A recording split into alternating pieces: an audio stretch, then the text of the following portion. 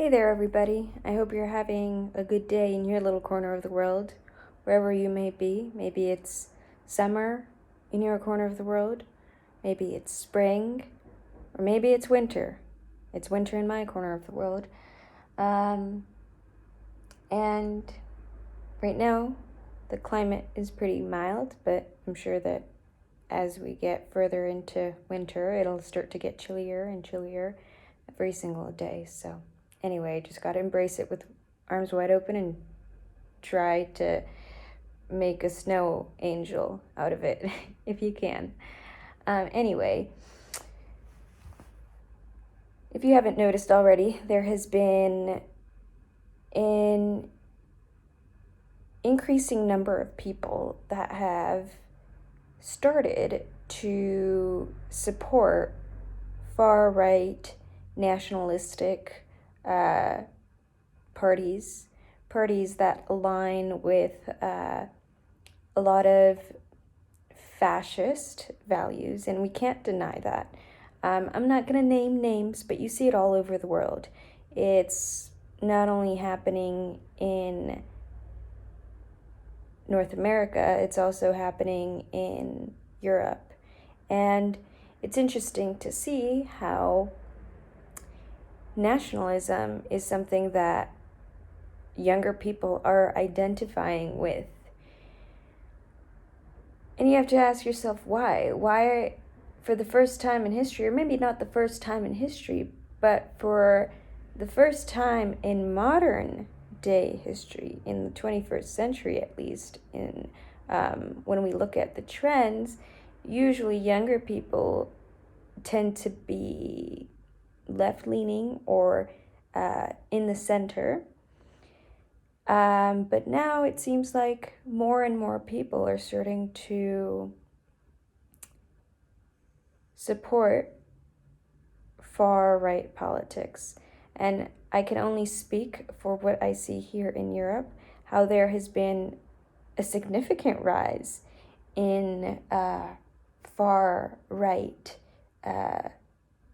parties that are very focused on nationalism, and they have very hostile, or it seems like very hostile policies that exclude different groups and are racially focused. Okay, this is just my opinion. This has been my observation.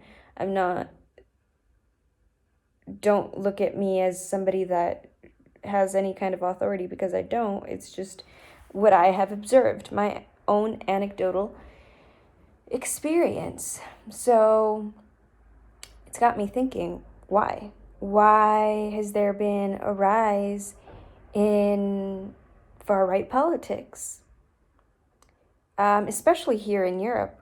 You would think that Europe, Australia, different parts of the world, if they're looking at what's happening in America, and they're looking at what happens when parties or when certain, I don't want to really call them politicians because they're more like goons, when goons get together and squeeze every last bit of people, you know? And anyway, you would think that Europe, Australia, other regions around the world would look at what's happening in America, or look at what's happening in other parts of the world, in other countries that follow a very fascist-like, have very fascist-like proclivities. You would think Europe would do the opposite, or other parts of the world would go the opposite way, but it's not going the opposite way. What I'm seeing from my own personal viewpoint is that Europe right now is, well, I can only speak for Spain, but I see this happening in France, I see this happening in Germany, the Netherlands, England, and everything is so close together. that it's kind of like a domino effect, right? And I feel like Europe is in the beginning stages of how America started to turn into this, for lack of a better term, in layman's terms, in this ridiculousness. I can't even think of the right word because it's not even ridiculous. It supersedes that, I feel. It's in the beginning stages of that, of how America began. Or not the beginning stages, but I feel like it's inching more towards private equity. And that's becoming a very popular practice here, all over, not just Spain, but France, Germany, the Netherlands, England, and I'm sure in other countries, Italy. I'm sure other countries have been affected, other countries in Europe have been affected by private equity, and how that has basically destroyed small businesses, made prices go up, made life so unaffordable, and it's made life really bleak for younger generations. I just think about, my generation is really suffering right now to get proper footing in this world, to feel like they can float a little bit. It's becoming really hard for people in my generation to feel that way. But I can't imagine the little kids. I'm talking about the little kids, like the kids that are 4 or 5 years old right now, born in COVID time, what their life is going to be like in 20 years from now. Will it be? I hope it's not this hard for them. But if it is, I hope they are resilient, because what's coming is really scary, Anyway, I remember I was talking to this Dutch guy about 2 or 3 years ago, and he was like, I always watch what happens in American politics because Europe will always follow America. And I was like, really? Like, Trump would be popular in the Netherlands? And he would be like, and he said, no, not initially, but then far-right political parties begin to have a platform and people start listening to them and their support starts growing. Anyway, I always thought that conversation that we had was pretty interesting, and I see it now. But anyway, to get back to the main topic of this video, why are people becoming or supporting more nationalism and becoming more close-minded? And I don't want to demonize the right, and I don't want to sound like I support the left, because it's not about right or left, as corny as this may sound. It's not really about right or left. It's rich versus poor. And what's happening around the world is that private equity, all these billionaires are privatizing our resources, making those resources more expensive, making life more affordable for the average human, while they get richer and richer. So life is becoming increasingly difficult for everybody, right? And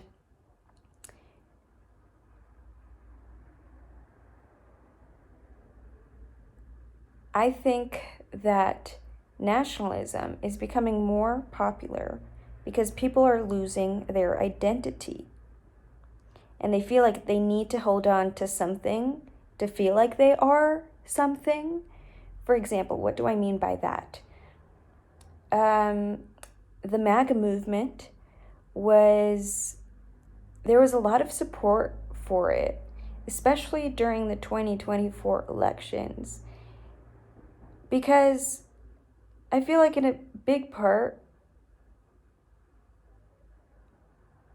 our nation has lost their identity. And I don't mean national identity, but just being authentic to who you are, just being real, not feeling like a machine that pumps out labor and gets paid shitty, you know, not feeling hollow on the inside.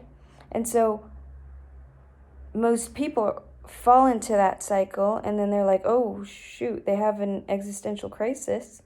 And they're like, oh no, so what is my identity? And they latch on to anything that sounds reasonable, you know, the country you were born in. You should be patriotic about it. Well, there's nothing wrong with being patriotic, but there is something wrong with being a nationalist, I think, in my opinion. Because you close yourself off to the rest of the world. It's okay to be proud of your country, to the land, to be proud of the land you were born in, to be proud of the beautiful landscapes that surround you, to be proud of the people, to be proud of the place you grew up in. There's nothing wrong with that. To love your home and feel like your hometown and feel like that's where your heart is, and to remember it with nostalgia and feel like it's your place. There's nothing wrong with that. But when you begin to close yourself off from the rest of the world and only care about your internal interest, and this is going to be a little controversial, your internal interest without taking into account other countries and how your country is affecting other countries. In the case of the US, there are countless examples of how the States takes advantage of other nations, how these rich corporations take advantage of other nations. Just look at what's happening in the DRC and what Amazon and Apple are doing in these places. Okay, they say that they don't support what's happening in DRC. The mining, the people are basically working in precarious conditions to get paid pennies because they mine for cobalt, and cobalt is what makes batteries and what makes the materials on your phone. And they say they're not involved in that, but they turn the other way, and they kind of do profit off of that. I mean, just read into it, and how our nation has, by our nation, I'm kind of talking about the US right now, but there are countless examples around the world as well. But DRC is a big example, right? How the US has taken advantage of an African nation. Colombia is another great example. Chile is another great example of how we've put Vietnam, a great example. Vietnam, did we really believe, or did these politicians really believe in the Red Scare? Or was it because they had their own interests in mind? And so when you have your own interest in mind and don't care about other people and how you're affecting other people, that's when it becomes a problem. And so I think a lot of people that are identifying with nationalism lack identity. They lack any kind of sense of stability. Okay, and this is just my opinion. I may be very wrong here, and I may be groping at straws, but this has been my observation so far. Younger people are identifying with nationalism parties, right-wing parties, because they lack identity. In a world where social media has become pervasive and it's all about putting a facade, it's really hard to know who you are. And having the easiest way to identify with something is in the nation you were born in, you know? So, like, you can if you were born in America, it's easy to identify as an American and make that your personality. Or if you were born in Spain, make that your personality. You're Spanish, and that's your identity. French, you're born in France, you're French, and that becomes your identity, and that's what you latch onto because you have nothing else to latch onto. Like I said, there's nothing wrong with being proud of the land you were born in and loving the land and being grateful for the land you were born in whatever corner of the world you're in. But also know that other people feel the same way about their little corner of the world. Other people feel the same way, and they don't want to get fucked over.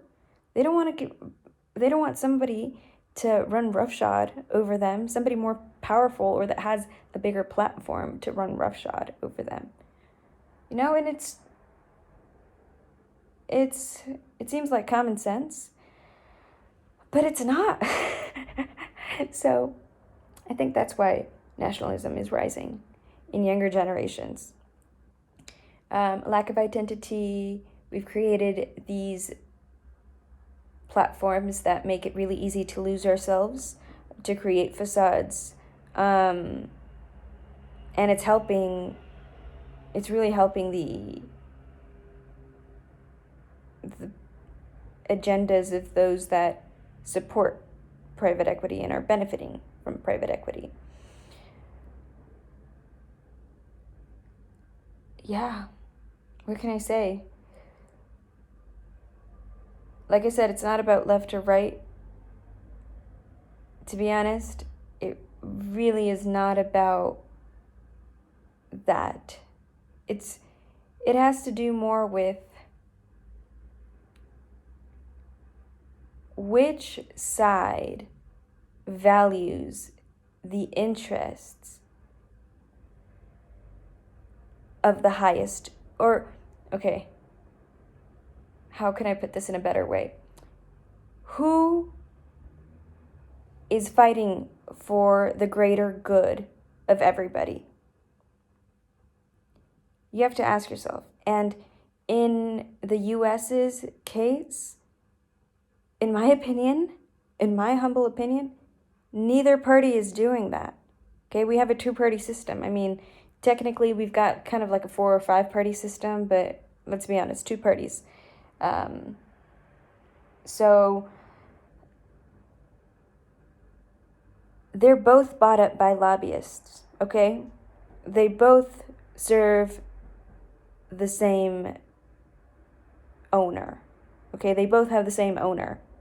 So it's not about right-wing politics or left-wing politics, although right-wing politics, their values tend to be more nationalism, and left-wing politics tend to be more progressive and socialist, right? And I'm not going to talk about, is socialist good or communism good or capitalism good, because I think anything in any kind of extreme is bad. You kind of have to find a middle ground, and there's no such thing as a good system, because every single system, every single ideology that exists on the face of this earth can get exploited. Somebody smart, quote unquote, smart enough or evil enough can find a way to exploit that system, or exploit that ideology to exploit the system. Okay, so it's not about socialism or capitalism, or socialism good or socialism bad and capitalism good or capitalism bad. It's not about that. It's about the greater good. What's good for the greater good of the people? I don't know that.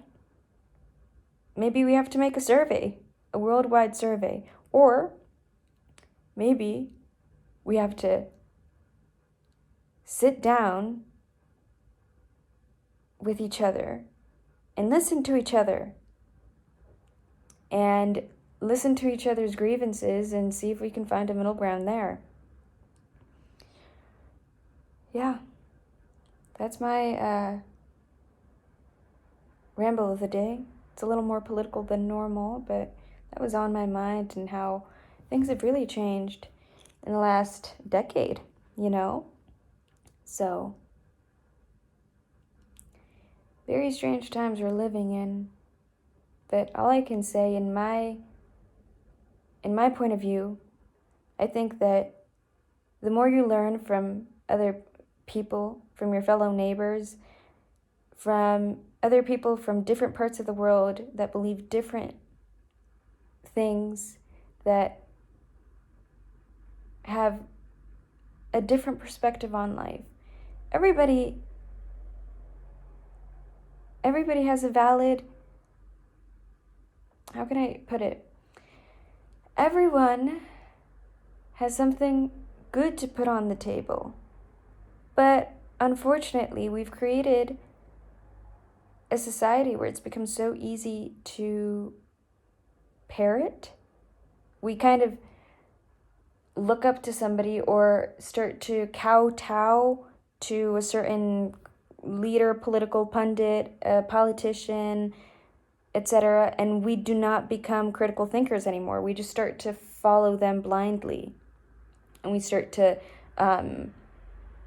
not think for ourselves and think, okay, maybe they've got some good points, but here they really don't have any good points, and it seems like they're not really here for our best interest. So where can I find, what can I create, what can I bring to the table that would help not only me, but my fellow neighbors as well? And if we can all think on that smaller scale, maybe the world will become a better place. You may say I'm a dreamer. Anyway, I hope you have a good day. Kind of a random ramble, but thanks for listening. Peace and love. Bye.